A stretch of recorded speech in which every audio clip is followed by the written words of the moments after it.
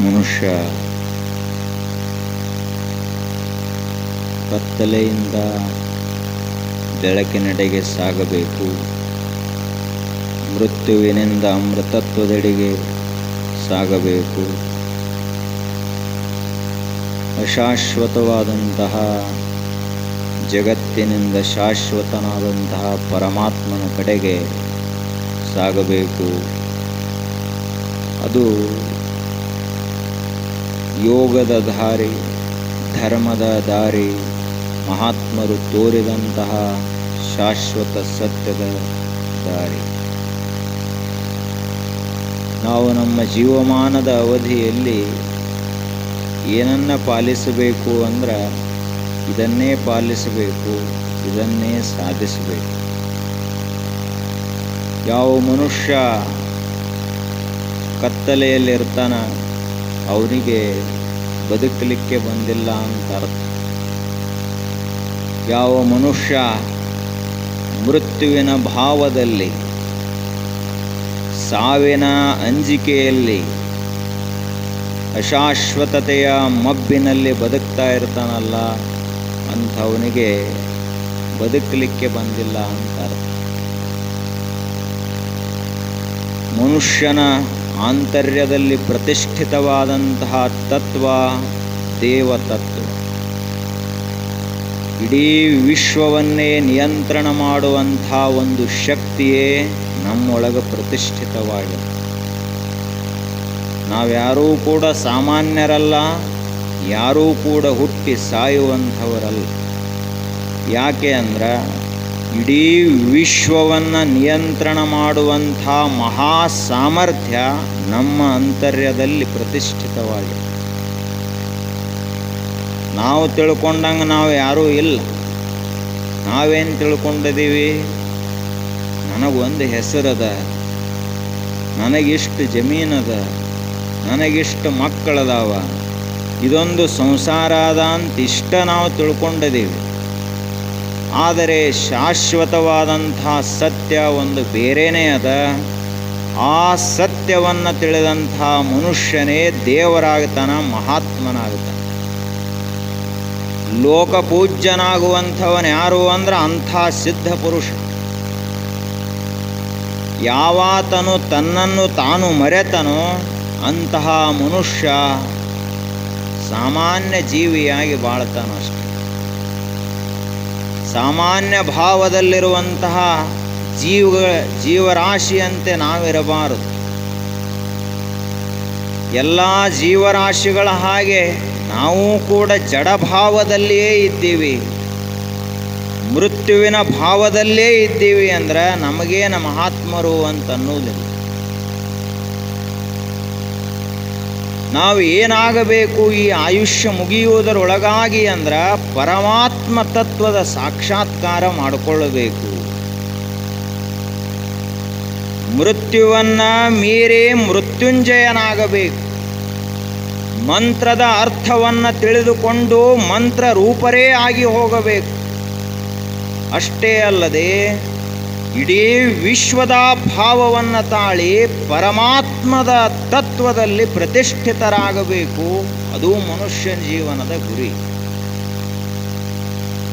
ನಾವೆಲ್ಲೆಲ್ಲಿ ನಿಂತಿದ್ದೀವಿ ಈಗ? ಕೆಲವೊಬ್ಬರು ದೇಹದಲ್ಲಿ ನಿಂತಾರ, ಹೀಗಾಗಿ ಅವರಿಗೆ ರೋಗ ರುಜಿನಾದಿಗಳು. ಕೆಲವೊಬ್ಬರು ಮನಸ್ಸಿನ ಸ್ತರದಲ್ಲಿ ನಿಂತಾರ, ಹೀಗಾಗಿ ಕಾಮಕ್ರೋಧಾದಿಗಳ ಬಾಧೆ ಬಾಧಿಸ್ತಾರೆ. ಕೆಲವೊಬ್ಬರು ಬುದ್ಧಿಯ ಹಂತದಲ್ಲಿ ನಿಂತಾರ, ಹೀಗಾಗಿ ಸಂಶಯ ಪ್ರಮಾದಗಳ ಮಹಾ ಒಂದು ಜಾಲದಲ್ಲಿ ಅವರು ಸಿಕ್ಕಿ ಹಾಕಿಕೊಂಡ. ಆದ್ರೆ ಇದೆಲ್ಲವನ್ನ ಮೀರಿ ಮನುಷ್ಯ ತದಾ ದೃಷ್ಟು ಸ್ವರೂಪೇ ಅವಸ್ಥಾನಂ ಯೋಗಶ್ಚಿತ್ತವೃತ್ತಿ ನಿರೋಧ. ಒಬ್ಬ ಮನುಷ್ಯ ಯೋಗಿಯಾಗಬೇಕಾದ್ರೆ ಅವನ ಮನಸ್ಸಿನಲ್ಲಿರುವಂಥ ಎಲ್ಲ ಪ್ರಕಾರದ ವೃತ್ತಿಗಳು ಶಾಂತವಾಗಬೇಕು. ಮನಸ್ಸು ಇಷ್ಟು ಚಂಚಲವಾದಂಥ ಮನಸ್ಸು ಸಂಪೂರ್ಣವಾಗಿ ಶಾಂತವಾಗಬೇಕು. ನಾನು ಅನ್ನುವಂತಹ ಭಾವವು ಅದರಲ್ಲಿ ಏಳಬಾರದು. ಆ ಬಳಿಕ ನನ್ನದು ಅನ್ನುವ ಭಾವವು ಅದರಲ್ಲಿ ಏಳಬಾರದು. ಎಲ್ಲವೂ ಶಾಂತವಾದಾಗ ತದಾ ದೃಷ್ಟು ಸ್ವರೂಪೇ ಅವಸ್ಥಾನಂ, ಆಗ ಮನುಷ್ಯ ಪರಮಾತ್ಮನೇ ತಾನಾಗಿ ನಿಲ್ತಾನ. ಸ್ವರೂಪೇ, ಸ್ವರೂಪ ಅಂದರೆ ಯಾವುದು? ಇಡೀ ವಿಶ್ವವನ್ನು ನಿಯಂತ್ರಣ ಮಾಡಿದಂತಹ ಮಹಾಶಕ್ತಿಯೇ ನಮ್ಮ ಮೂಲ ರೂಪ. ನಮ್ಮ ಜೀವಮಾನದ ಅವಧಿಯಲ್ಲಿ ಇದನ್ನು ನಾವು ಸಾಧಿಸಬೇಕಾಗ್ಯದ. 10 ಎಕರೆ ಇದ್ದ ಹೊಲ 50 ಎಕರೆ ಮಾಡುವುದು ಸಾಧನೆ ಅಲ್ಲ. ಯಾರೇನು ಬರುವಾಗ ಭೂಮಿ ತಂದಿಲ್ಲ, ಸೀಮೆಯನ್ನು ತಂದಿಲ್ಲ, ರೊಕ್ಕ ರೂಪಾಯಿ ತಂದಿಲ್ಲ, ಬಂಧು ಬಳಗ ತಂದಿಲ್ಲ, ಏನನ್ನೂ ತಂದಿಲ್ಲ. ಖಾಲಿ ಹಾತ್ ಆಯಾ ಹೈ ಖಾಲಿ ಹಾತ್ ಹೀ ಜಾಯೇಗಾ.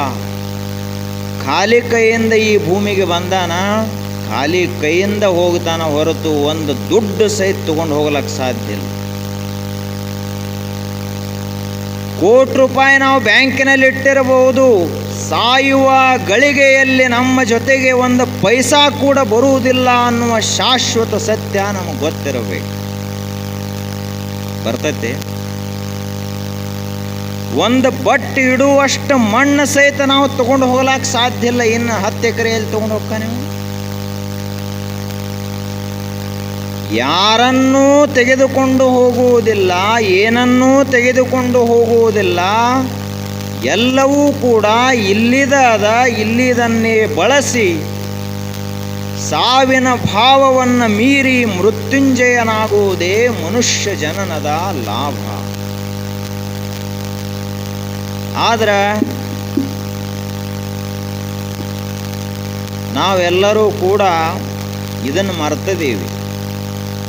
ಏನು ಮಾಡಬೇಕಂತ ಹೇಳಿ ದೇವರು ನಮ್ಮನ್ನ ಭೂಮಿಗೆ ಕಳಿಸಿದ್ದ ಅದನ್ನು ಒಂದು ಮರ್ತದೀವಿ. ಏನೇನು ಮಾಡಬೇಡ ಅಂತ ಹೇಳಿದ್ದ ಅದನ್ನೆಲ್ಲ ಮಾಡ್ಕೋತ ಕುಂತಿದ್ದೀವಿ. ಏನೇನು ಮಾಡಬೇಡ ಅಂತ ಹೇಳಿದ್ದ? ಜಗಳ ಮಾಡಬೇಡ ಅಂತ ಹೇಳಿದ್ದ. ಇವತ್ತು ಕೋರ್ಟ್ನಲ್ಲಿರೋ ಕೇಸುಗಳನ್ನು ಏನಾದರೂ ನೋಡಿದ ಅಂದ್ರೆ ದೇವರು ಬಂದು ಅವನು ಹೊಳ್ಳಿ ಭೂಲೋಕಕ್ಕೆ ಇನ್ನೊಮ್ಮೆ ಬರೋದೇ ಇಲ್ಲ.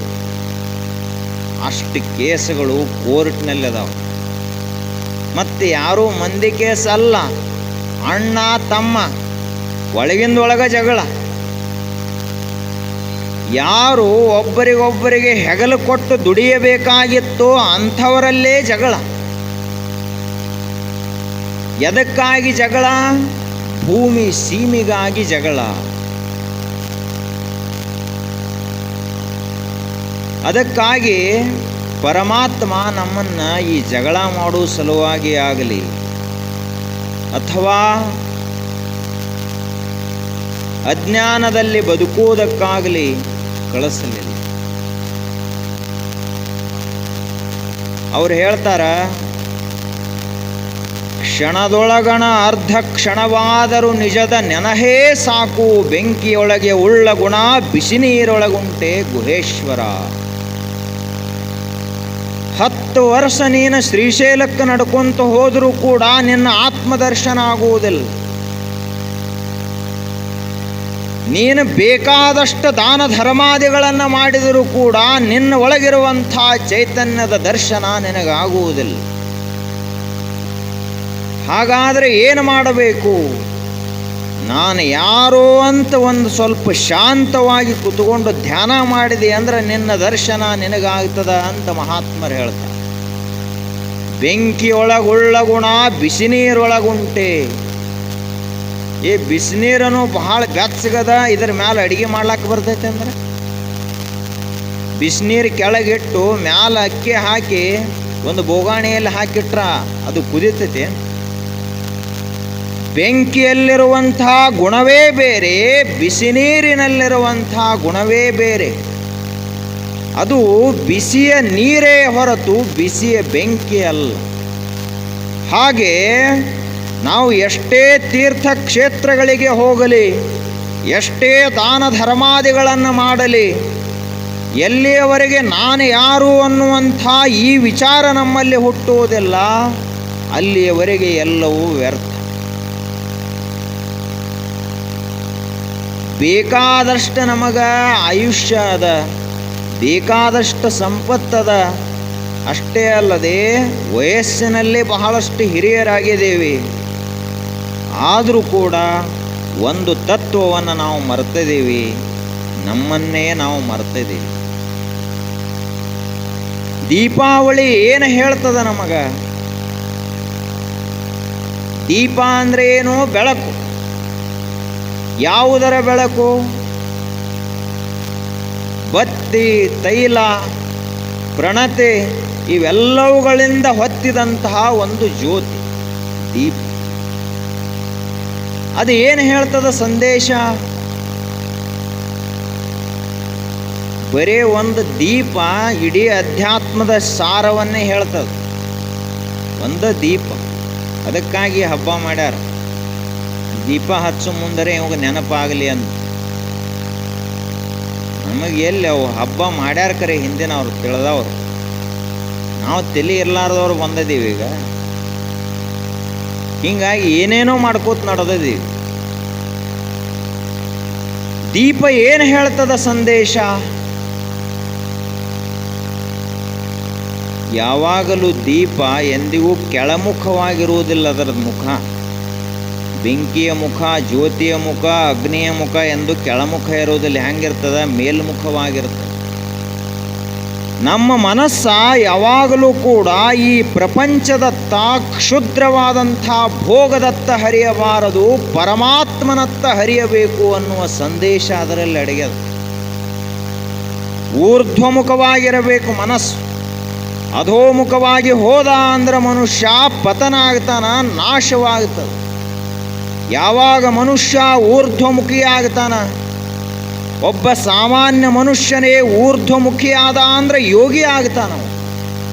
ಯೋಗಿ ಎಂದೆನಿಸನ್ನನು ಶಿವನೇ ವಿಷಯ ಸುಖ ಭೋಗಿ ಎನಿಸದೆ ಅಂತ ಶ್ರೀಮನ್ ನಿಜಗುಣರು ಹೇಳ್ತಾರೆ. ನನ್ನ ಭೋಗಿ ಅನ್ನುವಂತಹ ಅಪಶಬ್ದ ನನಗೆ ಬೇಡ, ನಾನು ಒಬ್ಬ ಯೋಗಿ ಅಂತ ಕರೆಸಿಕೊಳ್ಳಬೇಕು ಅಂತ ಹೇಳ್ತಾರೆ. ಅದಕ್ಕಾಗಿ ಅದು ಮೊದಲನೇದು ಸಂದೇಶ ಏನು ಹೇಳ್ತದೆ? ದೀಪ ಸದಾ ಕಾಲ ನಮ್ಮ ಮನಸ್ಸು ಪರಮಾತ್ಮನನ್ನೇ ಚಿಂತಿಸ್ತಾ ಇರಬೇಕು. ಈ ಪ್ರಪಂಚದ ಕಡೆಗೆ ಎಷ್ಟೋ ಅಷ್ಟೇ. ಇನ್ನು ಎರಡನೆಯದು, ತನ್ನನ್ನೇ ತಾನು ಸುಟ್ಟುಕೊಂಡು ಜಗತ್ತಿಗೆ ಬೆಳಕನ್ನು ಕೊಡುತ್ತದೆ. ಇದು ಎರಡನೇ ಸಂದೇಶ ದೀಪದ. ತನ್ನ ಒಳಗಿರುವಂಥ ಎಲ್ಲ ಶಕ್ತಿ ಸಾಮರ್ಥ್ಯವನ್ನು ಸುಟ್ಟು ಜಗತ್ತನ್ನು ಬೆಳಗುತ್ತದಲ್ಲ, ಇದು ದೀಪ ಮಾಡುವಂತಹ ಕೆಲಸ. ನಾವಾದರೂ ಈ ಜಗತ್ತಿನಲ್ಲಿ ಏನು ಮಾಡಬೇಕಾಗ್ಯದ? ನಮ್ಮ ಶರೀರದಲ್ಲಿರುವಂಥ ಶಕ್ತಿ, ನಮ್ಮ ಮನಸ್ಸಿನಲ್ಲಿರುವಂತಹ ಉತ್ಸಾಹದ ತೈಲ, ಬುದ್ಧಿಯಲ್ಲಿರುವಂತಹ ತೇಜಸ್ಸಿನ ಶಕ್ತಿಯನ್ನು ಬಳಸಿ ಇಡೀ ಜಗತ್ತಿಗೆ ಒಂದು ದೊಡ್ಡ ಕೊಡುಗೆಯನ್ನು ಕೊಟ್ಟು ನಾವು ಈ ಜಗತ್ತಿನಿಂದ ಮರೆಯಾಗಬೇಕು. ಆ ಸಂದೇಶವನ್ನು ದೀಪ ಕೊಡುತ್ತೆ. ಏನಪ್ಪ ಹುಟ್ಟಿದ ಜಗಳ ಮಾಡಿ ಊರಿಗೆಲ್ಲ ಏನೇನೋ ಜಗಳ ಹಚ್ಚಿ ಅಳ್ಕೋತ ಸತ್ತು ಹೋದ ಅಂತ ಅನ್ಸ್ಕೋಬಾರದು. ಬಹಳ ಜನ ದೇಹ ಬಿಡುವ ಸಂದರ್ಭದಲ್ಲಿ ಅಳ್ಕೋತ ದೇಹ ಬಿಡ್ತಾರೆ. 195 ಮಂದಿ ಅಳ್ಕೋತ ದೇಹ ಬಿಡ್ತಾರೆ, ನಕ್ಕೋತ ದೇಹ ಬಿಡಂಗಿಲ್ಲ. ಅವರು ಮಾಡಿದ ಕರ್ಮ ಎಲ್ಲಿ ಹೋಗ್ಬಿಟ್ಟದು. ಆದ್ರೆ ನಮ್ಮ ಬದುಕಿನ ಉದ್ದೇಶ ಅದಲ್ಲ. ನಮ್ಮ ಶರೀರವನ್ನು ದಿನಂಪ್ರತಿಯಾಗಿ ದುಡಿಸಬೇಕು. ನಮ್ಮ ಮನಸ್ಸಿನಲ್ಲಿ ನಿರಂತರವಾಗಿ ಮಂತ್ರ ಜಪ ನಡೆಯಬೇಕು. ಬುದ್ಧಿಯಲ್ಲಿ ಸದಾಕಾಲದಲ್ಲಿಯೂ ವಿಶ್ವದ ಚಿಂತನೆ ನಡೆಯಬೇಕು. ಆವಾಗ ಒಬ್ಬ ಮನುಷ್ಯ ಏನಾಗ್ತಾನಂದ್ರೆ ಮಹಾತ್ಮನಾಗ್ತಾನ, ಜಗಜ್ಯೋತಿ ಆಗ್ತಾನ. ಇದು ದೀಪ ಹೇಳ್ತದೆ ಈ ಮಾತು. ಆ ಬಳಿಕ ದೀಪ ಹೇಳ್ತದ, ಮತ್ತೊಬ್ಬರ ಕಡೆ ಲಕ್ಷ್ಯ ಕೊಡ್ಲಾಕ ಹೋಗಬೇಡ. ಯಾರ ಕಡೆಗೆ ಲಕ್ಷ್ಯ ಕೊಡು ಅಂದ್ರೆ ನಿನ್ನ ಕಡೆಗನ ನೀ ಲಕ್ಷ್ಯ ಕೊಡು. ಅವಾಗ ಈ ಜಗತ್ತಿಗೆ ಬೆಳಕಾಗಲಾಕ ಸಾಧ್ಯ ಆಗುತ್ತೆ. ಮಂದಿ ಕಡೆಗೆ ಲಕ್ಷ್ಯ ಕೊಟ್ಟಂಥ ಮನುಷ್ಯನ ಜೀವನ ಹಾಳಾಗ್ತದ. ಲೋಕದ ಡೊಂಕ ನೀವೇಕೆ ತಿದ್ದುವಿರಿ, ನಿಮ್ಮ ನಿಮ್ಮ ತನುವ ಸಂತೈಸಿಕೊಳ್ಳಿ, ನಿಮ್ಮ ನಿಮ್ಮ ಮನವ ಸಂತೈಸಿಕೊಳ್ಳಿ. ನೆರೆಮನೆಯ ದುಃಖಕ್ಕೆ ಅಳುವವರ ಮೆಚ್ಚ ನಮ್ಮ ಕೂಡಲ ಸಂಗಮ ದೇವ. ಜಗತ್ತಿನ ಜನರ ಅಂಕುಡೊಂಕುಗಳನ್ನು ತಿದ್ಲಾಕ್ ನೀ ಯಾಕೆ ಹೋಗ್ತಿ ಅಂತ ಕೇಳ್ತಾರ ಅವರು. ಹಾಗಾದ್ರೆ ಏನು ಮಾಡಬೇಕು? ನಮ್ಮನ್ನೇ ನಾವು ತಿದ್ದುಕೋಬೇಕು. ನಿಮ್ಮ ನಿಮ್ಮ ತನುವ ಸಂತೈಸಿಕೊಳ್ಳಿ. ಶರೀರದಿಂದ ನಿರಂತರವಾಗಿ ಕಾಯಕವನ್ನು ಮಾಡಬೇಕು. ಆವಾಗ ಶರೀರದ ಡೊಂಕ ಸರಿಯಾಗ್ತದ. ಎರಡನೆಯದಾಗಿ ನಿಮ್ಮ ನಿಮ್ಮ ಮನವ ಸಂತೈಸಿಕೊಳ್ಳಿ. ನಮ್ಮ ಮನಸ್ಸೆಲ್ಲ ತಾಪದಿಂದ ಕುದಿಲ ಹತ್ಯಾವ. ನಮ್ಮ ಮನಸ್ಸಿನಲ್ಲಿ ಸಾಂಸಾರಿಕ ತಾಪ ಜ್ವಾಲಾಮುಖಿಯ ರೂಪದಲ್ಲಿ ಕುದಿತಾ ಅದು.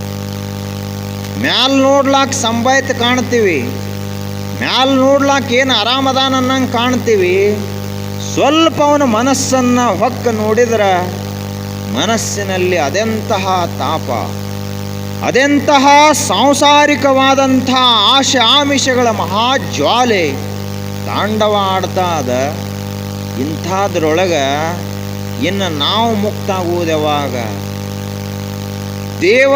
ದೇವರೇ ಆಗಿ ದೇವರನ್ನು ಪೂಜಿಸುವುದು ಯಾವಾಗ? ಮಹಾತ್ಮರು ಹೇಳ್ತಾರ, ನಿಮ್ಮ ನಿಮ್ಮ ತನುವ ಸಂತೈಸಿಕೊಳ್ಳಿ. ಮಂದಿನೇನು ತಿದ್ದಿರಿಪ ಅಂತ ಹೇಳ್ತಾರ ಅವರು. ಮಂದಿ ಅವ್ರದವ್ರು ತಿದ್ಕೋತಾರ. ನಿಂದನ್ನು ನೀ ತಿದ್ದುಕೋ. ಮೊದಲ ನಿನ್ನ ಶರೀರ ಕಾಯಕವನ್ನು ಮಾಡಲಿ, ನಿನ್ನ ಮನಸ್ಸ ಜಪವನ್ನು ಮಾಡಲಿ, ನಿನ್ನ ಬುದ್ಧಿ ಇಡೀ ವಿಶ್ವವನ್ನೇ ಕುರಿತು ವಿಚಾರ ಮಾಡಲಿ. ಆವಾಗ ನಿನ್ನಲ್ಲಿರುವಂಥ ಎಲ್ಲ ದೋಷಗಳು ಹೊರಟು ಹೋಗ್ತವ. ಹಂಗೆ ಜ್ಯೋತಿಯ ಮುಟ್ಟಿದ ಬತ್ತಿಯಲ್ಲ ಜ್ಯೋತಿಯಪ್ಪವಯ್ಯ. ಒಂದು ಜ್ಯೋತಿ ಹೊತ್ತಿರ್ತೈತಿ, ಇನ್ನೊಂದು ಪ್ರಣತೆಯಲ್ಲಿ ಬರೀ ಬತ್ತಿ ಎಣ್ಣೆ ಅಷ್ಟೇ ಇರ್ತದ, ಜ್ಯೋತಿ ಹೊತ್ತಿರಂಗಿಲ್ಲ. ಇದು ಕೂಡ ಹಂಗೆ ಜ್ಯೋತಿ ಹಂಗೆ ಇದಕ್ಕೂ ಕೂಡ ಜ್ಯೋತಿ ಹೊತ್ಕೊಳ್ಬೇಕಾದ್ರ ಬರೀ ಆ ಜ್ಯೋತಿಗೆ ಮುಟ್ಟಿಸಿಬಿಟ್ರೆ ಸಾಕು, ಇದೂ ಕೂಡ ಜ್ಯೋತಿಯೇ ಆಗಿ ಹೊಳಿತದ. ಆಗ ಮನುಷ್ಯ ನರನೆಂಬ ಇದೊಂದು ಬತ್ತಿ, ಸಾಮಾನ್ಯ ಮನುಷ್ಯ ಅನ್ನುವಂತಹ ಭಕ್ತ ಶಿಷ್ಯ ಅನ್ನುವಂತಹ ಒಂದು ಪ್ರಣತೆ, ಒಂದು ಬತ್ತಿ, ಒಬ್ಬ ಸದ್ಗುರು ಅನ್ನುವಂತಹ ದಿವ್ಯ ಜ್ಯೋತಿಯ ಪ್ರಣತೆಗೆ ನಾವು ಹೋಗಿ ಮುಟ್ಟಿಸಿಬಿಟ್ಟಿವಿ ಅಂದ್ರೆ ನಾವು ಕೂಡ ಸದ್ಗುರು ಸ್ವರೂಪರೇ ಆಗ್ತೀವಿ, ದೇವ ಸ್ವರೂಪರೇ ಆಗ್ತೀವಿ. ಇದು ದೀಪಾವಳಿ. ದೀಪ ಅಂದರೆ ಬರೀ ಹೊರಗಷ್ಟೇ ದೀಪ ಅಲ್ಲ, ನಮ್ಮ ಒಳಗೆ ಏನಾಗಬೇಕು?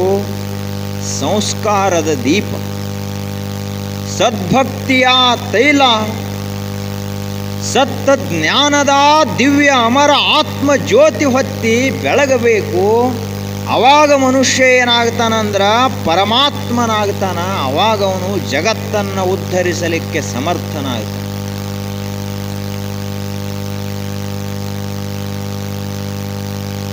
ಉತ್ತರ ಹಿಂದೂಸ್ತಾನದಲ್ಲಿ ಮೀರಾಬಾಯಿ ಅಂತ ಒಬ್ಬ ದೊಡ್ಡ ರಾಜಕುಮಾರಿ. ಆಕೆ ರಾಜಪುತ್ರಿ, ರಾಜಕುಮಾರಿ. ಏನೂ ಕಡಿಮೆ ಇರಲಿಲ್ಲ, ಏನೂ ಕೊರತೆ ಇರಲಿಲ್ಲ. ಆದರೂ ಕೂಡ ಒಂದು ಕೊರತೆ ಆಕೆಯಲ್ಲಿ ಕಾಡ್ತಾ ಇತ್ತು. ಅದೇನು ಅಂದ್ರೆ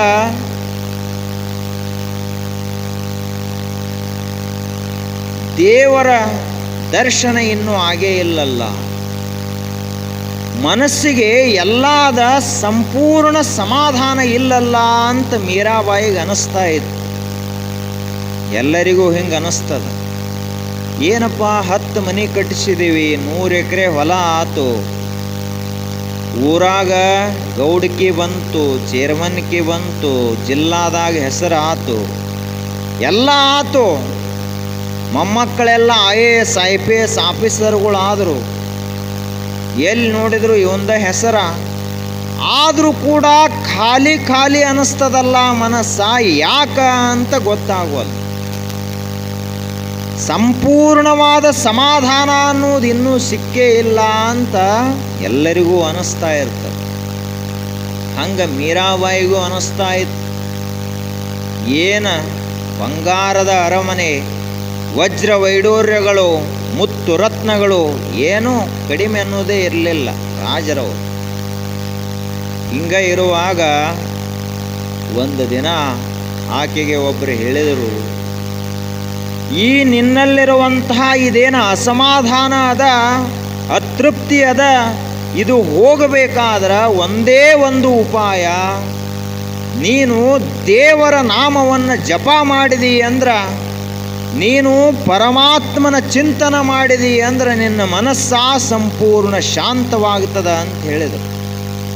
ಹಾಗಾದರೆ ಈ ಶಾಂತಿಯ ಮಾರ್ಗವನ್ನು ತೋರಿಸವ್ರು ಯಾರು ಅಂತ ಕೇಳಿದ್ಲು. ಯಾವ ಮನುಷ್ಯ ಸಿದ್ಧ ಪುರುಷನದಾನಲ್ಲ ಅವನೇ ಸಮರ್ಥ, ಅವನೇ ಗುರು ಅಂತ ಅವರು ಹೇಳಿದರು. ಹಾಗಾದ್ರೆ ಗುರುಗಳು ಎಲ್ಲಿ ಸಿಗ್ತಾರ? ಗುರುಗಳು ಹಿಂಗೆ ಇರ್ತಾರಂಥೇಳಿ ನೇಮ ಇಲ್ಲ ಜಗತ್ನ್ಯಾಗ. ಗುರುಗಳು ಮನೆಯಾಗಿರ್ಬೋದು, ಗುರುಗಳು ಒಬ್ಬ ಆತ್ಮಜ್ಞಾನಿಯಾದಂಥವ ಸ್ಮಶಾನವಾಸಿಯಾಗಿರಬಹುದು, ಇಡೀ ದೇಶವನ್ನೇ ತಿರುಗಾಡ್ತಾ ಇರಬಹುದು, ಭಿಕ್ಷಾ ಬೇಡ್ತಾ ಇರಬಹುದು, ಒಂದು ದೊಡ್ಡ ಜ್ಞಾನದ ಪೀಠದ ಮೇಲೆ ಕುಂತಿರಬಹುದು, ಒಬ್ಬ ರಾಜನೇ ಆಗಿರಬಹುದು, ಏನಾದರೂ ಆಗಿರಬಹುದು. ಹಿಂಗೆ ಇರ್ತಾನಂತ ನೇಮಿಲ್ಲ. ಹೌದಪ್ಪ, ಇಂಥ ಜಾತಿಯಲ್ಲಿ ಹುಟ್ಟ್ಯಾನ ಅದಕ್ಕೆ ಇವು ಗುರು ಅಂತ ಹಿಂಗೇನು ಜಗತ್ನ್ಯಾಗ ನಿಯಮ ಇಲ್ಲ. ಯಾರಾದರೂ ಸರಿ, ಯಾವ ಮನುಷ್ಯ ತನ್ನನ್ನು ತಾನು ತಿಳ್ಕೊಳ್ತಾನೋ ಅವನು ಸೂರ್ಯ ಪ್ರಕಾಶವಾಗಿ ಇಡೀ ಜಗತ್ತನ್ನು ಬೆಳಗ್ತಾನೆ. ಹಂಗ ಆಕೆಗೆ ಹೇಳಿ ಅವರೊಬ್ಬರು ಮಹಾತ್ಮರು ಹೇಳಿ ಹೋದರು. ಆಕೆ ಮಹಾತ್ಮರು ಯಾರು, ಗುರುಗಳು ಯಾರು ಅಂತ ಹುಡುಕಾಡ್ತಾ ಇರುವಾಗ ಒಂದು ದಿನ ಆಕೆಗೆ ಒಬ್ಬರು ಬಂದು ಹೇಳಿದರು, ಹಿಂಗ ಪಾದರಕ್ಷೆಗಳನ್ನು ಹೊಲಿಯುವಂತಹ ಒಬ್ಬ ರವಿದಾಸ ಅನ್ನುವಂತಹ ಮಹಾತ್ಮ ಅದಾನ, ಸಿದ್ಧ ಪುರುಷ ಅದ. ಅವ ಎಲ್ಲ ರಸ್ತೆ ಮಗ್ಗಲು ಕೂತ್ಕೊಂಡು ಪಾದರಕ್ಷೆ ಹೊಲಿತಾನ. ಆದ್ರೆ ಬಹಳ ದೊಡ್ಡ ಮಹಾತ್ಮ ಅದಾನ, ದೇವರ ಸಾಕ್ಷಾತ್ಕಾರ ಮಾಡಿಕೊಂಡವ ಅದಾನ ಅಂತ ಹೇಳಿದರು. ರಾಜಕುಮಾರಿ ವಜ್ರ ವೈಡೂರ್ಯಗಳನ್ನು ತುಂಬಿಕೊಂಡು ಅವರ ದರ್ಶನಕ್ಕೆ ಹೋದ ಬಳಿಕ ಅತ್ಯಂತ ವಿನಯದಿಂದ ಭಕ್ತಿಯಿಂದ ನಮಸ್ಕಾರ ಮಾಡಿ, ಏನು ಬಂಗಾರದ ಪಾತ್ರೆಗಳಲ್ಲಿ ಮುತ್ತು ರತ್ನ ವಜ್ರ ವೈಡೂರ್ಯಗಳನ್ನು ತಂದಿದ್ಲು ಅವುಗಳನ್ನು ಅವ್ರ ಮುಂದೆ ಸುರಿದು, ಇವುಗಳನ್ನು ತಗೊಂಡು ನನಗೆ ಪರಮಾತ್ಮನ ಜ್ಞಾನವನ್ನು ಹೇಳ್ರಿ, ಭಕ್ತಿಯ ಮಾರ್ಗವನ್ನು ತೋರಿಸ್ರಿ ಅಂತ ಕೇಳ್ಕೊಂಡ್ರು. ಆಗ ಅವರೆಲ್ಲ ಬಡವರು, ರವಿದಾಸ್ ಏನೂ ಇರಲಿಲ್ಲ. ಅವತ್ತು ದುಡ್ದು ಅವತ್ತ ಊಟ ಮಾಡೋದು, ಮರುದಿವ್ಸ ಮತ್ತೇನೂ ಇಲ್ಲ, ಮತ್ತೆ ದುಡ್ದ ಊಟ ಮಾಡಬೇಕು. ಇಷ್ಟು ಬಡತನ ಇದ್ದರೂ ಕೂಡ ಮನಸ್ಸು ಒಂದಿಷ್ಟು ಹೊಯ್ದಾಡಲಿಲ್ಲ. ಅವಾಗ ಆಕೆಗೆ ಹೇಳಿದರು ರವಿದಾಸರು, ಆಕೆ ಕಡೆ ನೋಡ್ಲಿಲ್ಲ ಸಹಿತ, ನೋಡ್ಲಾರ್ದನ ಪಾದರಕ್ಷೆ ಹೊಲಿತಾನೆ ಹೇಳಿದರು, ನೋಡುವ ನಿನ್ನಲ್ಲಿ ಶ್ರೀಮಂತಿಕೆ ಇರಬಹುದು, ಮುತ್ತು ರತ್ನ ವಜ್ರ ವೈಢೂರ್ಯಗಳಿರಬಹುದು, ಆದ್ರೆ ಇವುಗಳನ್ನು ಕೊಟ್ಟ ನೀನು ದೇವರ ನಾಮವನ್ನು ಖರೀದಿ ಮಾಡ್ತೀಯ ಅಂತ ಇದು ಏನೈತಲ್ಲ ನಿನ್ನಲ್ಲಿ ಈ ಶ್ರೀಮಂತಿಕೆಗೆ ದೇವರು ಒಲಿಯುವುದಿಲ್ಲ. ದೇವರ ನಾಮವನ್ನು ಖರೀದಿ ಮಾಡುವಷ್ಟು ಸಾಹುಕಾರ ಯಾವೂ ಇಲ್ಲ ಈ ಜಗತ್ತಿನೊಳಗೆ. ದೇವರ ಮಹಾ ಮಂತ್ರವನ್ನು ಖರೀದಿ ಮಾಡುವಂತಹ ಶ್ರೀಮಂತ ಇನ್ನೂ ಹುಟ್ಟಿಲ್ಲ ಇಲ್ಲಿ. ಅಧ್ಯಾತ್ಮವನ್ನೇನು ಖರೀದಿ ಮಾಡ್ಲಾಕ ಬರ್ತೈತಿ ಏನು? ಪರಮಾತ್ಮ ತತ್ವವನ್ನೇನಾದರೂ ರೊಕ್ಕಕ್ಕೆ ಮಾರ್ಲಾಕ ಬರ್ತೈತೇನು ಅಂತ ಆಕೆ ಕಡೆ ನೋಡ್ಲಾರ್ದೆ ಹೇಳ್ದವ ರವಿದಾಸ್. ಇದಕ್ಕೆ ಏನಂತಾರೆ, ಅವರಿಗೆ ಸಿದ್ಧ ಪುರುಷರು ಅಂತ ಕರೀತಾರೆ. ನಾವು ದಾರ್ಯಾಗ ಹೋಗೋ ಮುಂದೆ ಅದು ಎಂದೋ ನಡಿಲಾರ್ದ ಹಳಿ 10 ರೂಪಾಯಿ ಪೈಸಾ ಹಾದಿ ಮೇಲೆ ಬಿದ್ದಿತ್ತಂದ್ರೂ ಲಕ್ಷ್ಮಿ ಬಿದ್ದದ ಅಂತ ತಿಳ್ಕೊಂಡು ಕಿಶಾಗ ತೊಗೊಂಡು ಹಾಕ್ಕೊಂಡು ಹೋಗ್ತೀವಿ ನಾವು. ಹಂಗೆ ಹೆಂಗೆ ಹೋಗುದಪ್ಪ ದಾಟಿ ಅಂತ ಹೇಳಿ. ಒಂದು 10 ಪೈಸಾ ಕೋಟ್ಯಾಧೀಶ ಅದಾನ, ಆದರೂ ಕೂಡ 10 ಪೈಸಾ ದಾಟಿ ಹಂಗೆ ಹೋಗುವುದಿಲ್ಲ, ಕಿಶೆಗೆ ಹಾಕೊಂಡು ಹೋಗ್ತಾನ. ಆದ್ರೆ ಇಡೀ ಅರಮನೆಯ ಆ ಒಂದು ಮಹಾ ಐಶ್ವರ್ಯವೇ ಒಲಿದು ಬಂದಾಗ ರವಿದಾಸ ಏನು ಹೇಳಿದ? ಇದರಿಂದ ಅದನ್ನು ಕೊಡ್ಲಿಕ್ಕಾಗುವುದಿಲ್ಲವಾ? ನಿನ್ನಲ್ಲಿ ಪರಿಶುದ್ಧವಾದ ಮನಸ್ಸಿತ್ತು ಅಂದ್ರೆ ಪರಮಾತ್ಮನ ನಾಮವನ್ನು ಕೊಡಬಹುದು, ಅವಾಗ ನಿನಗೆ ಮಂತ್ರೋಪದೇಶ ಮಾಡಬಹುದು ಅಂತ ಹೇಳಿದರು. ಆದರೂ ಇವರು ಬಡತನ ನೋಡಿ ಆಕೆಗೆ ತಡೆಯೋದಾಗಲಿಲ್ಲ. ಅಲ್ಲೇ ಗುಡಿಸಲದಲ್ಲಿ ಅವೆಲ್ಲ ಸುರಿದು ಹಿಂದೆ ತಿರುಗಿ ನೋಡಲಾರ್ದು ಹೋಗಿಬಿಟ್ಲಾಕಿ. ಮುಂದೆ 1 ವರ್ಷ ಬಿಟ್ಟು ಬಂದ್ಲು ಮೀರಾಬಾಯಿ. ಬಂದು ನೋಡಿದ್ರೆ ಇನ್ನೂ ಅದೇ ಹರಕಾದಂಥ ಗುಡಿಸಲದ, ಇನ್ನೂ ಇವ ಪಾದರಕ್ಷೆಯನ್ನೇ ಹೊಲಿತಾ ಇದ್ದಾನ, ಏನೂ ಬದಲಾವಣೆ ಆಗಿಲ್ಲ. ಆವಾಗ ತಾ ಎಲ್ಲಿ ಸುರಿದು ಹೋಗಿದ್ಲಲ್ಲ ಅಲ್ಲಿ ನೋಡಿದ್ಲು, ಅವು ಧೂಳು ಹತ್ತಿ ಹಂಗ ಬಿದ್ದಿದ್ದುವೆ ಹೊರತು ಒಂದಿಷ್ಟು ಮುಟ್ಟಿರಲಿಲ್ಲ. ರವಿದಾಸ, ಇದು ಸಂತ ಮಹಾತ್ಮರ ಶಕ್ತಿ.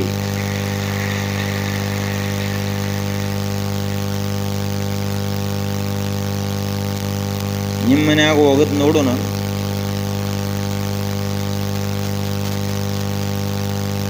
ಇನ್ನು ಮುಂದಿನ ವರ್ಷ ದೀಪಾವಳಿಗೆ ಬಂಗಾರ ಕುಡ್ಸವ್ರದಾರ ಅಂದ್ರೆ 1 ವರ್ಷ ಉಪವಾಸ ಮಾಡ್ತಾರೆ ಇವರು.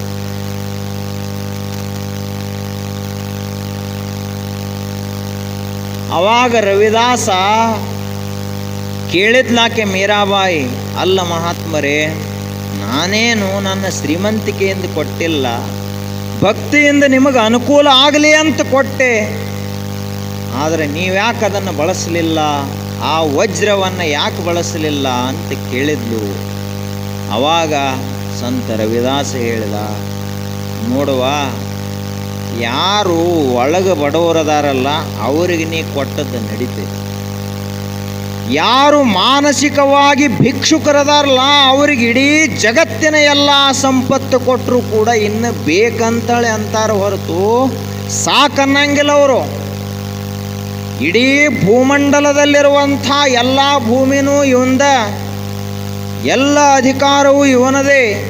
ಇಡೀ ಭೂಮಂಡಲವನ್ನೇ ಏಕಛತ್ರದಿಂದ ಏಕಚಕ್ರಾಧಿಪತಿಯಾಗಿ ಆಳುವಂಥ ಅಧಿಕಾರ ಬಂದರೂ ಕೂಡ ಭಿಕ್ಷಾ ಪಾತ್ರೆ ಇರುವಂಥ ಮನುಷ್ಯನ ಮನಸ್ಸು, ಯಾವ ಮನುಷ್ಯನ ಮನಸ್ಸಿನಲ್ಲಿ ಇನ್ನೂ ಸಾಕು ಅನ್ನೋ ಭಾವಿಲ್ಲ, ಬೇಕು ಬೇಕು ಬೇಕನೇ ಅಂತಾನಲ್ಲ, ಅಂತಹ ಮನುಷ್ಯನಿಗೆ ನೀನು ಕೊಟ್ಟದ್ದು ಸಾಕನ್ನಿಸ್ತಾ ಇರಲಿಲ್ಲ, ಅವಾಗ ನಡೀತಿತ್ತು. ಆದ್ರೆ ನನಗೆ ಮನಸ್ಸಿನಲ್ಲಿ ಇನ್ನು ಏನೂ ಬೇಡ ಬೇಡ ಅಂತ ಅನಿಸಿಬಿಟ್ಟದ. ಅಂಥದ್ರೊಳಗೆ ನೀ ಏನು ಕೊಟ್ರಿ, ಏನು ನನಗೆ ಬೇಕಾಗ್ತದವ ಅಂತ ಕೇಳಿದರು. ಅವಾಗ ಮೀರಾಬಾಯಿಗೆ ಇನ್ನಷ್ಟು ಆಶ್ಚರ್ಯ ಆಯಿತು. ಆಕೆ ಅಂದ್ಲು, ಇದು ಮುತ್ತು ರತ್ನ ಅತಿ ಬೆಲೆ ಬಾಳುವಂಥ ಬಂಗಾರ, ಇದೇನೋ ಬ್ಯಾಡ ಅನಿಸ್ಬೇಕಾದ್ರೆ ಒಂದೇನೋ ವಿಶೇಷ ಸಾಮರ್ಥ್ಯ ಬೇರೆ ಇರಬೇಕಲ್ಲ. ಮನ್ಯಾಗ ಹೋಳಿಗೆ ಬ್ಯಾಡ ಅನಿಸ್ಬೇಕಾದ್ರೆ ಊರಾಗ ಏನ್ರಿ ಈ ಹೋಳಿಗೆಕ್ಕಿಂತ ಹೆಚ್ಚಿಂದ ತಿಂದು ಬಂದಿರ್ಬೇಕಲ್ಲ ನಾವು. ಈ ಹಬ್ಬದಪ್ಪ ಮನ್ಯಾಗ ಹೋಳಿಗೆ ಮಾಡ್ಯಾರ, ಈ ಹೋಳಿಗೆ ನಮಗೆ ರುಚಿ ಹತ್ತುದಿಲ್ರಿ. ಹಂಗಾದ್ರೆ ಹೋಳಿಗೆಕ್ಕಿಂತ ಇನ್ನಷ್ಟು ರುಚಿಯಾದದ್ದೇನೋ ತಿಂದು ಬಂದಾನೇವ. ಹಂಗ ಮೀರಾಬಾಯಿ ವಿಚಾರ ಮಾಡಿದ್ಲು, ಇದು ಎಲ್ಲ ಒಲ್ಲ ಅನಿಸ್ಬೇಕಂದ್ರೆ ಇಡೀ ಜಗತ್ತಿನ ಜನ ಎಲ್ಲ ಬೇಕು ಬೇಕು ಅಂಥೇಳಿ ಬಯಸುವಾಗ ಇದು ಬೇಡ ಅಂತ ಅನ್ಬೇಕಾದ್ರೆ ಇದಕ್ಕಿಂತ ಕಿಮ್ಮತ್ತಿಂದ ಯಾವುದೋ ಇವನಿಗೆ ಸಿಕ್ಕದ ಅಂತ ತಿಳ್ಕೊಂಡು ಅಂದಿನಿಂದಲೇ ಮೀರಾಬಾಯಿ ಹೇಳಿದ್ಲು, ಈ ಜಗತ್ತಿನಲ್ಲಿ ನಾನು ಗುರು ಅಂತ ಒಪ್ಪಿದಂತಹ ಶ್ರೇಷ್ಠ ಪುರುಷ ಯಾರು ಅಂದ್ರೆ ರವಿದಾಸ ಅಂತ ಅಲ್ಲಿಯೇ ನಮಸ್ಕಾರ ಮಾಡಿದ್ಲು. ತನ್ನ ಕೈಯಲ್ಲಿರುವಂಥ ಬಂಗಾರದ ಬಳೆಗಳನ್ನು ಬಿಚ್ಚಿಟ್ಲು. ಉಂಗುರಗಳನ್ನು ಬಿಚ್ಚಿಟ್ಲು. ಇಡೀ ಏನೇನು ಕಿಮ್ಮತ್ತಿಂದಿತ್ತು ಎಲ್ಲ ತೆಗೆದು ಒಗೆದು ರಾಜ್ಯ ಕೋಶಗಳನ್ನೆಲ್ಲ ಬಿಟ್ಟು ಅರಮನೆಯನ್ನು ತ್ಯಾಗ ಮಾಡಿ ರವಿದಾಸ ಏನೊಂದು ಪರಮಾತ್ಮನ ನಾಮವನ್ನು ಕೊಟ್ಟನು, ಆ ನಾಮವನ್ನೇ ಜಪ ಮಾಡ್ತಾ ಮಾಡ್ತಾ ಎಂದಾಗಿ ಹೋದ್ಲೋ ಏನೋ ಮೀರಾಬಾಯಿ. ಇವತ್ತಿನವರೆಗೂ ಇಡೀ ಜಗತ್ತಿನಲ್ಲಿ ಮೀರಾಬಾಯಿ ಅಂದ್ರೆ ಭಕ್ತಿಯ ರತ್ನ ಅಂತ ಜಗತ್ತು ಗುರುತಿಸ್ತು.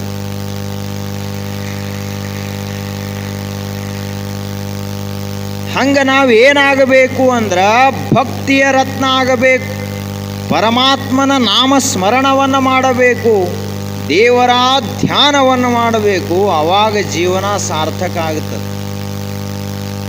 ನಾವು ಮಾಡುವುದೇನು? ಎದ್ದು ಕೂಡಲೇ ಟಿ ವಿ ಹಚ್ತೀವಿ. ಆ ಬಳಿಕ ಯಾರ್ಯಾರಿಗರೆ ಮಕ್ಕಳಿಗರೇ ಬೇಯುವುದು, ಮನೆಯವ್ರಿಗರೇ ಎದ್ದು ಕೂಡಲೇ ಚಾಲೂನೇ ಇದೆ ಒಂದು ಸುಪ್ರಭಾತ. ಕೌಸಲ್ಯ ಸುಪ್ರಜಾರಾಮ ಪೂರ್ವಾ ಸಂಧ್ಯಾ ಪ್ರವರ್ತತೆ, ಉತ್ತಿಷ್ಟೋತ್ತಿಷ್ಟ ಗೋವಿಂದ ಉತ್ತಿಷ್ಟ ಗರುಡಧ್ವಜ ಅಂತ ಹೆಂಗೆ ರಾಮಂದು ಸುಪ್ರಭಾತ, ಹಂಗೆ ಇವ್ರದ್ದು ಬೇಗಳದಿಂದ ಸುಪ್ರಭಾತ. ಹಿಂಗಾದ್ರೆ ನಮ್ಮ ಜೀವನ ಜ್ಯೋತಿಯ ಹಾಗೆ ಬೆಳಗಿ ಪರಮಾತ್ಮನ ಪಾದಕ್ಕೆ ಬೆಳಗುವುದು ಯಾವಾಗ? ಆ ಬಳಿಕ ಆ ಜ್ಯೋತಿ ನಮಗೇನು ಕಲಿಸ್ಕೊಡ್ತದ ಅಂದ್ರೆ, ಮನಸ್ಸ ಯಾವಾಗಲೂ ಬರೇ ಪ್ರಪಂಚಮುಖವಾಗೇ ಇರಬಾರದು, ಪರಮಾತ್ಮನ ಮುಖವೂ ಆಗಬೇಕು, ಅಂತರ್ಮುಖವಾಗಬೇಕು. ಅಂತರ್ಮುಖಿ ಆಗಬೇಕಂದ್ರೆ ಏನು ಮಾಡಬೇಕು? ಮೊಬೈಲ್ ಅದು ಎಲ್ಲ ಸ್ವಿಚ್ ಆಫ್ ಮಾಡಿ ಯಾರ ಜೊತೆಗೂ ಮಾತಾಡಲಾರ್ದಂಗೆ ನಸುಕಿನ ವೇಳೆಯಲ್ಲಿ ಒಂದು ಅರ್ಧ ತಾಸಾದರೂ ಇಡೀ ಜಗತ್ತೇ ಲಯ ಆಗ್ಯದಂತ ತಿಳ್ಕೊಂಡು ಧ್ಯಾನ ಮಾಡಬೇಕು. ಆವಾಗ ದೇವರ ದರ್ಶನ ಆಗುತ್ತೆ.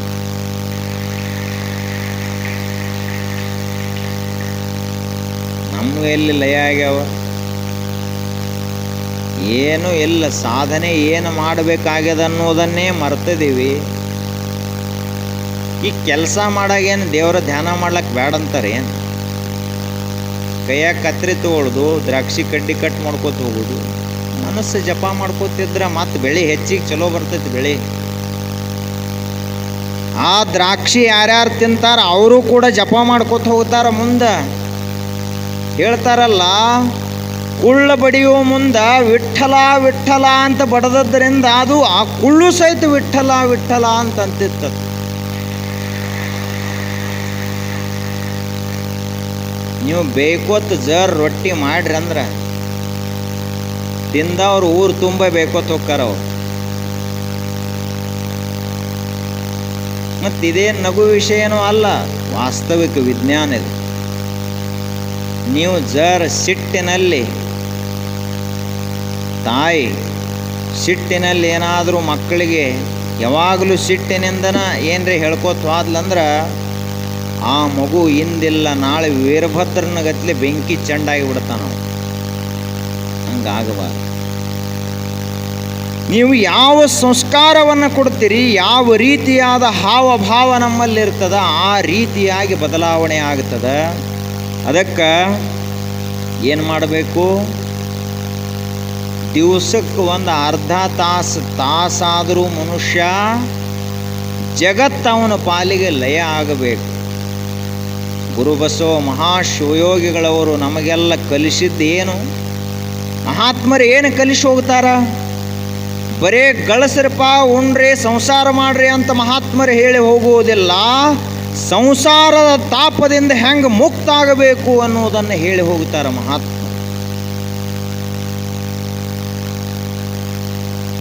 ಎಂದೆಂದಿಗೂ ಕಣ್ಣೀರು ಬರಬಾರದು, ಮನಸ್ಸು ಅಳಬಾರದು. ಮನಸ್ಸಿನಲ್ಲಿರುವಂಥ ಅಜ್ಞಾನದ ಕತ್ತಲೆ ಶಾಶ್ವತವಾಗಿ ಮರೆಯಾಗಬೇಕು. ಅಂತಹ ಉಪಾಯಗಳನ್ನು ನಮಗೆ ತಿಳಿಸಿಕೊಟ್ಟು ಹೋಗ್ತಾರಲ್ಲ, ಅವರಿಗೆ ಮಹಾತ್ಮರು ಲೋಕ ಪೂಜ್ಯರು ಅಂತ ಕರಿತೀವಿ. ನಮ್ಮ ಹಣೆ ಬರಕ್ಕೆ ಮಹಾತ್ಮರು ನಮಗೆ ಅರ್ಥನ ಆಗುವುದಿಲ್ಲ. ನಮಗೆ ಎಷ್ಟು ಅರ್ಥ ಆಕ್ಕಾರ ಮಹಾತ್ಮರು ಅಂದ್ರೆ, ಮನ್ಯಾಗ ಎಮ್ಮೆ ಹಿಂಡು ಹೊಲ್ದಾಗೈತ್ರಿ, ಒಂದು ಚೀಟಿ ಮಾಡಿಕೊಡ್ರಿ. ಇಷ್ಟ. ಮಗ ಮಾತು ಕೇಳುವಲ್ಲಾಗೇನ್ರಿ, ಒಂದು ಏನ್ರಿ ಹೇಳ್ರಿ. ನಾವು ಮಹಾತ್ಮರನ್ನ ಅರ್ಥ ಮಾಡ್ಕೊಂಡದ್ದು ಇಷ್ಟ ಅದ. ಆದರೆ ನಿಜಕ್ಕೂ ಮಹಾತ್ಮರ ಶಕ್ತಿ ಇಷ್ಟ ಇಲ್ಲ. ನಮ್ಮನ್ನು ದೇವರನ್ನು ಮಾಡುವಂಥ ಮಹಾ ಸಾಮರ್ಥ್ಯ ಅವರಲ್ಲಿ ಅಡಗ್ಯದ. ಒಬ್ಬ ಜಾಣನಾದಂಥ ಶಿಲ್ಪಿಯ ಕೈಯಲ್ಲಿ ಒಂದು ಕಾಡಗಲ್ಲು ಸಿಕ್ಕಿತು ಅಂದ್ರೆ ಅದನ್ನು ದೇವರ ಮೂರ್ತಿಯನ್ನಾಗಿ ಮಾಡಿ ನಿತ್ಯ ಪೂಜೆಗೊಳ್ಳುವಂಗೆ ಮಾಡ್ತಾನ ಒಬ್ಬ ಶಿಲ್ಪಿ. ಕಾಡಗಲ್ಲು ಹೋಗಿ ಏನಾಗ್ತದಂದ್ರೆ ದೇವರಾಗಿಡೀ ಜಗತ್ತಿನಿಂದ ಪೂಜೆಗೊಳ್ಳುತ್ತದ ಒಂದು ಕಾಡಗಲ್ಲು. ಹಂಗ ತಿಳಿಯಲಾರದಂಥ ಅಜ್ಞಾನಿಯಾದಂಥ ಮನುಷ್ಯನನ್ನು ಸಾಕ್ಷಾತ್ ದೇವರನ್ನಾಗಿ ಮಾಡುವಂಥ ಮಹಾ ಸಾಮರ್ಥ್ಯ ಒಬ್ಬ ಗುರುವಿನಲ್ಲಿರ್ತದ, ಒಬ್ಬ ಮಹಾತ್ಮರಲ್ಲಿರ್ತದೆ. ಅದನ್ನು ನಾವು ಅರ್ಥ ಮಾಡ್ಕೋಬೇಕು. ನಾವು ಸಾಮಾನ್ಯವಾಗಿ ತಿಳ್ಕೊಂಡದ್ದು ಮಹಾತ್ಮರಂದ್ರೆ ಬರೇ ಅಲ್ಲೇ ಕೂತು ಇಷ್ಟ ಆಶೀರ್ವಾದ ಮಾಡ್ತಾರ, ಏನೋ ಹೇಳ್ತಾರ ಕೇಳ್ತಾರ ಅಂತ ಇಷ್ಟ ತಿಳ್ಕೊಂಡದಿ. ಗುರು ಬಸವ ಮಹಾಶಿವಯೋಗಿಗಳಾಗಲಿ, ಬಸವಾದಿ ಶರಣರಾಗಲಿ, ಅನೇಕ ಜನ ಋಷಿ ಮುನಿಗಳು, ಮಹರ್ಷಿಗಳು, ಬ್ರಹ್ಮರ್ಷಿಗಳಾಗಲಿ, ಅವ್ರು ಏನು ಮಾಡಿದರು? ಭಗವಾನ್ ಬುದ್ಧ 2-2.5 ವರ್ಷಗಳ ಹಿಂದೆ ಈ ಜಗತ್ತಿಗೆ ಅವತಾರ ತಾಳಿದ. ಅರಮನೆಯನ್ನು ಬಿಟ್ಟ, ರಾಜ ಗದ್ದುಗೆಯನ್ನು ತ್ಯಾಗ ಮಾಡಿದ. ರಾತ್ರಿ 12 ಗಂಟೆಗೆ ಅರಮನೆಯನ್ನು ತ್ಯಾಗ ಮಾಡಿ ಕಾಡಿಗೆ ಹೊರಟು ಹೋದ ಅಂದ್ರೆ ಸಾಮಾನ್ಯ ಸಂಗತಿ ಏನು ಜಗತ್ತಿನಲ್ಲಿ? ಎಲ್ಲರೂ ರಾಜಗದ್ದುಗೆ ಬೇಕು ಅಂಥೇಳಿ ಹಪಹಪಿಸ್ತಾ ಇರುವಾಗ ಇದು ಯಾವುದೂ ನನಗೆ ಬೇಡ ಅಂತ ಬಿಟ್ಟು ಹೋದಲ್ಲ. ಅದಕ್ಕಾಗಿ 2.5 ವರ್ಷ ಆದರೂ ಕೂಡ ಇವತ್ತಿನವರೆಗೂ ಜಗತ್ತಿನಲ್ಲಿ ಭಗವಾನ್ ಬುದ್ಧ ಅನ್ನುವಂತಹ ಶಾಂತಿಯ ಜ್ಯೋತಿ ಇನ್ನೂ ಪ್ರಖರವಾಗಿಯೇ ಉರಿತಾದ ಜಗತ್ತಿನಲ್ಲಿ. ರಾಜ ಮಹಾರಾಜರ ಹೆಸರುಗಳನ್ನೆಲ್ಲ ಜಗತ್ತು ಮರೆತು ಬಿಡಬಹುದು, ಒಬ್ಬ ಬುದ್ಧನ ಹೆಸರನ್ನು ಎಂದೂ ಮರೆಯಲಾಕ ಸಾಧ್ಯ ಇಲ್ಲ. ವಿರಾಗ ಮೂರ್ತಿಯಾದಂಥ ಮಹಾವೀರನ ಹೆಸರನ್ನು ಯಾರೂ ಮರೆತಿಲ್ಲ. ಜ್ಞಾನದ ಪ್ರಖರ ಸೂರ್ಯರಾದಂಥ ಶಂಕರಾಚಾರ್ಯರ ಆ ಅದ್ವೈತ ಭಾನುವನ್ನು ಯಾರೂ ಮರೆತಿಲ್ಲ. ಭಕ್ತಿಯ ಮಹಾಕಮಲವಾದಂಥ ಬಸವಣ್ಣನವರನ್ನು ಯಾರೂ ಮರೆತಿಲ್ಲ. ಹಾಗಾದ್ರೆ ನಾವೇನಾಗಬೇಕು? ನಾವು ಮಹಾತ್ಮರಾಗಬೇಕು. ನಾವು ಕೂಡ ನಮ್ಮೊಳಗಿರುವಂಥ ದೋಷಗಳನ್ನೆಲ್ಲ ಪರಿಹಾರ ಮಾಡಿಕೊಂಡು ಏನಾಗಬೇಕು? ಜ್ಯೋತಿಯಾಗಿ ಬೆಳಗಿ ಹೋಗಬೇಕು ಅನ್ನೋದೇ ದೀಪಾವಳಿಯ ದಿವ್ಯ ಸಂದೇಶ. ಹುಡುಗರೆಲ್ಲ ಪಟಾಕ್ಷಿ ಹಚ್ಚೋದು, ನೀವೆಲ್ಲ ಹೊಸ ಹೊಸ ಬಟ್ಟೆ ತಗೊಂಡು ಆರತಿ ಅದು ಇದು ಮಾಡಿ ಎಲ್ಲ ಹಬ್ಬದ ಪದ್ಧತಿ ಪ್ರಕಾರ ಮಾಡ್ತೀರ, ಅದೇನು ತಪ್ಪಲ್ಲ. ನೀವು ಆರತಿ ಬೆಳಗುವುದು ಎದಕ್ಕೆ? ಮುಂದೆ ಕುಂತಹ ಒಬ್ಬ ನಿಮ್ಮ ತಮ್ಮ ಆಗಲಿ, ಅಣ್ಣ ಆಗಲಿ, ಅಥವಾ ತಂದೆ ಆಗಲಿ, ಅವ್ರು ಏನಾಗಬೇಕು ಅಂದ್ರೆ ಜೀವನದಲ್ಲಿ ಸೋಲಬಾರದು, ವಿಜಯಿಗಳಾಗಿ ಜಗತ್ತಿನಲ್ಲಿ ಬೆಳಗಬೇಕು ಅಂತ ಒಂದು ಸಂದೇಶ. ನಿಮ್ಮ ತಮ್ಮ ನಿಮ್ಮ ಕಣ್ಣಾರೆ ಸೋಲುವುದನ್ನು ನೀವು ನೋಡಬಾರದು. ಅದಕ್ಕಾಗಿ ನಿಮ್ಮ ಹರಕೆ ಅವನನ್ನು ಸದಾಕಾಲ ವಿಜಯಿಯನ್ನಾಗಿ ಮಾಡಲಿ ಅಂತ ಸಂದೇಶ. ನಿಮ್ಮ ತಂದೆ ನಿಮ್ಮ ಕಣ್ಣಾರೆ ಕಣ್ಣೀರು ಸುರಿಸಬಾರದು, ಹಂಗ ಮಕ್ಕಳು ಬದುಕಬೇಕು. ಅದಕ್ಕಾಗಿ ಇವೆಲ್ಲ ಆರತಿ ಬೆಳಗ್ತಾರೆ. ಇವು ಆರತಿ ತಾಟ್ನ್ಯಾಗ ಅವರು ನನಗೆ ಬಂಗಾರ ಬಳಿ ಕೊಡಿಸಿಲ್ಲ ಅಂತ ಅಳ್ಕೋತ ಕಣ್ಣೀರು ಸುರಿಸೋದು, ಇವ್ರು ಎಂಥ ಮಗಳು ಹುಟ್ಲಲ್ಲೋ ಮರಯ ಅಂತ ಇವ್ರು ಕಣ್ಣೀರು ಸುರಿಸೋದು. ಹಿಂಗಾದ್ರೆ ಹೆಂಗೆ? ಅದಕ್ಕಿದೇನು ಆಗಬಾರದು. ಏನಾಗಬೇಕು ಅಂತ ಕೇಳಿದ್ರೆ ಸದಾಕಾಲ ಮನುಷ್ಯ ದೇವನ ದಿವ್ಯ ಜ್ಞಾನವನ್ನು ಪಡೆದುಕೊಂಡು ಜಗತ್ತಿಗೆ ಜ್ಞಾನದ ಜ್ಯೋತಿಯಾಗಬೇಕು. ಅಂತಹ ಒಳ್ಳೆಯ ಬುದ್ಧಿಯನ್ನು ಪರಮಾತ್ಮ ನಮ್ಮೆಲ್ಲರಿಗೆ ಕೊಡಲಿ. ಗುರುಬಸವ ಮಹಾಶಿವಯೋಗಿಗಳವರು ದೇಹ ಬಿಟ್ಟನ 90 ವರ್ಷ ಆಯಿತು. ಈ ಪಾರ್ಥಿವ ಶರೀರವನ್ನು ಬಿಟ್ಟು 90 ವರ್ಷ ಆಯಿತು.